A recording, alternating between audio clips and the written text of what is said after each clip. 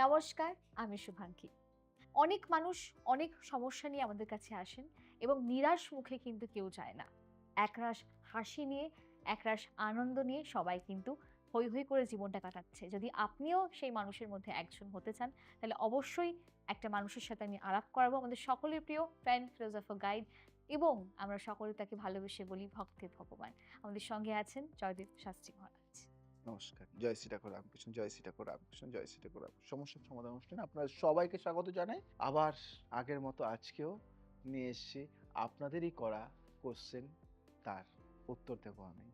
তাই আপনারাও যারা কোয়েশ্চেন করতে চাইছেন তারা কোয়েশ্চেন করে দিন এবং ভাবছেন যে আমি লাইভে পাচ্ছি না, চিন্তা নেই। তাই জন্যই আপনাদের কোয়েশ্চেনগুলি আমি তুলে ধরবো পরের এপিসোডে। তাই এখনই আপনার মনের মধ্যে যে কোশ্চেনটা আছে করে ফেলুন, তার অ্যান্সারও কিন্তু পেয়ে যাবেন। টেনশন নয়, চিন্তা নয়। আপনি যদি মনে করেন আপনার নামটা লুকিয়ে রাখবেন, তাহলে আপনি কোনো ছদ্মনাম দিতে পারেন।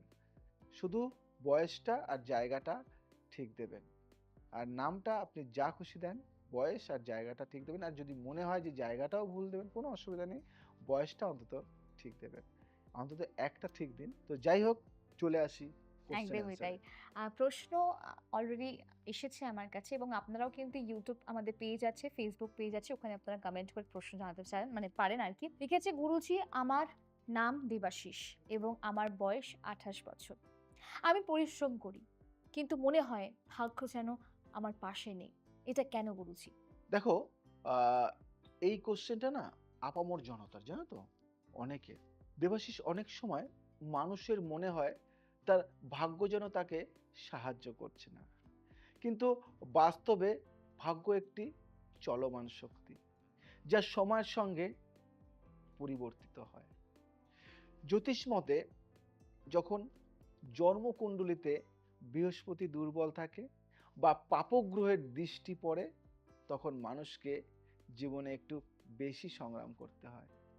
বৃহস্পতি হলো সৌভাগ্য, জ্ঞান এবং উন্নতির গ্রহ। এই গ্রহ দুর্বল হলে মানুষ পরিশ্রম করেও ফল পেতে একটু সময় নেয়।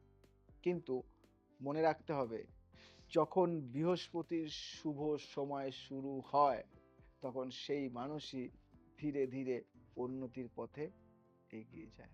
তাই এই সময় হতাশ না হয়ে নিজের চেষ্টা চালিয়ে যাওয়াই সবচেয়ে বড় শক্তি। তো তান্ত্রিকীয় একটা প্রতিকার বলি। প্রতি বৃহস্পতিবার হলুদ বস্ত্র বা হলুদ ডাল দান করুন। গরিব ছাত্রদের বই বা কলম দিন। ২১ দিন ধরে জপ করুন। ওং গ্রাং গ্রিং গ্রং স গুরুবে নমঃ।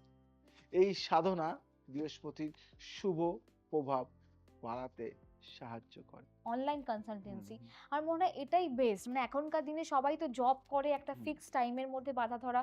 তারা হয়তো ছুটি পাচ্ছে না। হুম। আর কিন্তু অ্যা অনলাইন যদি কনসালটেন্সি করে ধরো অফিসের পরেও তো সে যোগাযোগ করতে পারে। সে নিজের টাইম মতো। এটাও কি হুম, সম্ভব? হ্যাঁ, হ্যাঁ। দর্শকদেরকে বলে দিন এই হ্যাঁ, বিষয়টা। মানে ইনস্ট্যান্ট পড়তে পারে।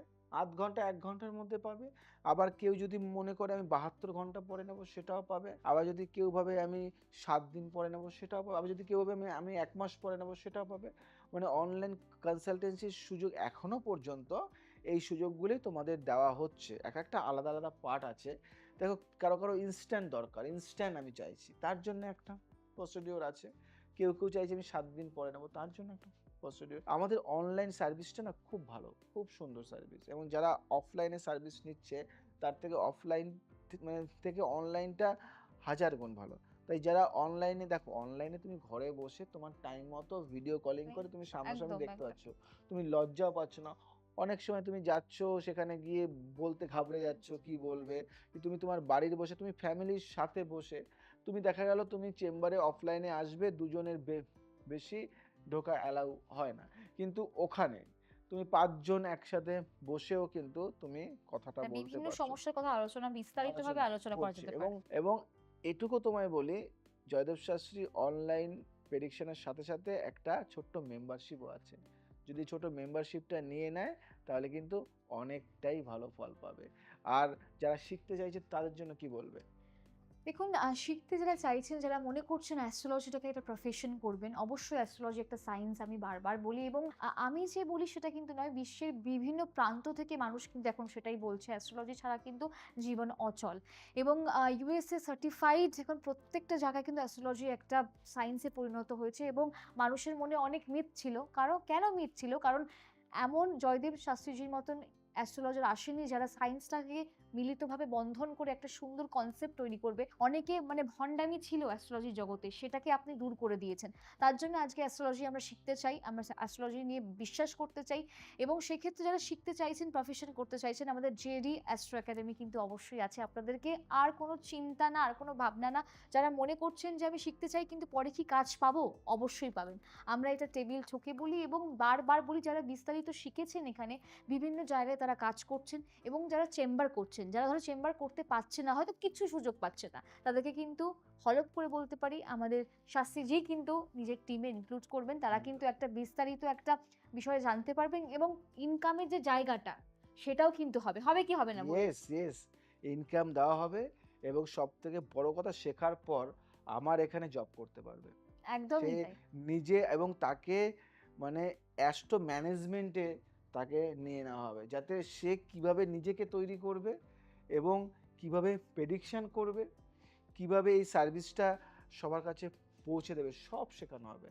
আচ্ছা, লাস্ট কি কোশ্চেন আমাদের রয়েছে একদমই। সেগুলি তুমি করে ফেলো। প্রশ্ন আছে অবশ্যই। হুম। এবং প্রশ্ন আমাদের দর্শক বন্ধু করেছে। লিখেছে, গুরুজি আমার নাম রাহুল এবং নিজের বয়সের কথা জানিয়েছে, তার 29 ইয়ার্স। লিখেছে, আমি সবসময় সৎ পথে চলতে চাই। তবুও কেন জীবনে বাধা বেশি আসে? নিশ্চয়ই। আমি তোমাকে বলবো, ভালো করে শুনবে রাহুল। জীবনে সৎ পথে চলা সবসময় সহজ নয়।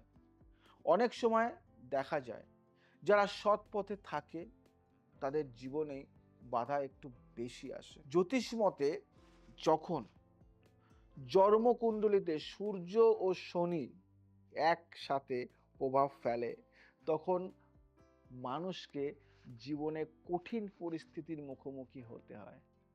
সূর্য মানুষের আত্মসম্মান ও সত্যের প্রতীক, আর শনি মানুষকে কঠিন পরীক্ষার মধ্যে দিয়ে শক্ত করে তোলে। এই কারণে অনেক সময় সৎ মানুষের জীবনেও নানা বাধা আসে, কিন্তু এই বাধাগুলোই ভবিষ্যতে তাকে আরো শক্ত এবং সম্মানিত মানুষে পরিণত করে। তান্ত্রিকীয় কিছু প্রতিকার আছে, তার মধ্যে একটা প্রতিকার তোমাদের: প্রতিদিন সকালে সূর্যকে জল অর্পণ করুন। রবিবার গরিব মানুষকে গুড় বা গম দান করুন। 11 দিন জপ করুন ওং সূর্যায় নমঃ।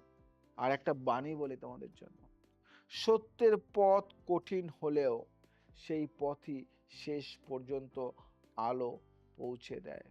বুঝতে পারলে? পারলে তো বুঝতে? কি পারলো তো বুঝতে? একদমই বুঝতে পারলো এবং সত্যি মন ছুঁয়ে গেল। আরেকটি প্রশ্ন আমাদের সঙ্গে আছে। লিখেছে, গুরুজি আমার নাম পূজা, বয়স 23 বছর। আমি সবসময় অন্যদের খুশি রাখতে চাই। কিন্তু নিজের মনটাই কেন শান্ত থাকে না? নিশ্চয়, নিশ্চয়, নিশ্চয়। খুব ভালো কথা বলেছো। পূজা নামটাই কিন্তু অনেকটাই ভাইব্রেশন। পূজা, অনেক মানুষ আছে যারা নিজের সুখের থেকে অন্যের সুখকে বেশি গুরুত্ব দেয়। তারা সবসময় চেষ্টা করে আশেপাশের মানুষদের খুশি রাখতে। কিন্তু অনেক সময় এই ধরনের মানুষদের নিজের মনটাই অশান্ত হয়ে যায়। জ্যোতিষ মতে এই পরিস্থিতির সঙ্গে অনেক সময় শুক্র ও চন্দ্র গ্রহের প্রভাব যুক্ত থাকে। শুক্র মানুষের ভালোবাসা ও সম্পর্কের গ্রহ, আর চন্দ্র মানুষের মন ও অনুভূতির প্রতীক। যদি এই গ্রহগুলোর মধ্যে ভারসাম্য না থাকে, তাহলে মানুষ অন্যদের জন্য অনেক কিছু করলেও নিজের মন শান্ত রাখতে পারে না। তান্ত্রিকীয় একটা প্রতিকার দিচ্ছি: শুক্রবার মা লক্ষ্মীর সামনে একটি ঘিয়ের প্রদীপ জ্বালান, সাদা মিষ্টি বা ক্ষীর দান করুন। 11 দিন জপ করুন ওং শ্রীং মহালক্ষ্মে নম। তোমাকে একটা দৈব বাণী বলি, যে নিজের মনকে ভালোবাসতে শেখে সেই মানুষই সত্যিকারের শান্তি খুঁজে পায়। আজ আসি, সময়ের সাথে সাথে আমাদের চলতে হয়, আবার আসবো নতুন কিছু নিয়ে। ভালো থাকো, সুস্থ থাকো, সবাইকে ভালো রাখো। জয় শ্রী ঠাকুর রামকৃষ্ণ।